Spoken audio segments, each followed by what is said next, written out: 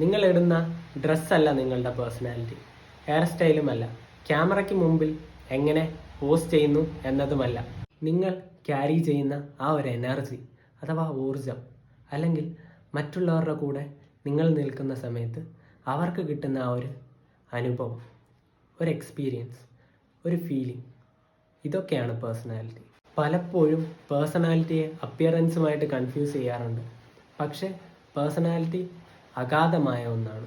നമ്മൾ ക്യാരി ചെയ്യുന്ന ആ ഒരു സൈലൻസ്, നടപ്പിലെ ആത്മവിശ്വാസം, നമ്മളുടെ വാക്കുകളിൽ നിറഞ്ഞു നിൽക്കുന്ന ബഹുമാനം, ഇതൊക്കെയാണ് പേഴ്സണാലിറ്റി. ഒരു ഫേക്ക് പേഴ്സണാലിറ്റി ആണെങ്കിൽ അംഗീകാരം തേടും. പക്ഷേ ഒരു ട്രൂ പേഴ്സണാലിറ്റി ആണെങ്കിൽ ചോദിക്കാതെ തന്നെ ബഹുമാനിക്കപ്പെടും. നമ്മളുടെ പേഴ്സണാലിറ്റി ഉണ്ടാകുന്നത് വാല്യൂസ്, ചോയ്സസ്, സ്ട്രഗിൾസ്, ഡിസിപ്ലിൻ എന്നിവയിൽ നിന്നാണ്. ഇപ്പോൾ മനസ്സിലായില്ലേ പേഴ്സണാലിറ്റി അഥവാ വ്യക്തിത്വം എത്രത്തോളം അഗാധമാണെന്ന്? ജീവിതം മുഴുവൻ മേൽപ്പുര അലങ്കരിക്കാനായി കളയരുത്, പകരം അടിസ്ഥാനം ഉറപ്പിക്കാൻ നോക്കൂ. കാരണം പേഴ്സണാലിറ്റി എന്നാൽ നമ്മൾ എന്ത് കാണിക്കുന്നു എന്നതല്ല, പകരം നമ്മൾ എന്താണ് എന്നതാണ്. Thank you so much.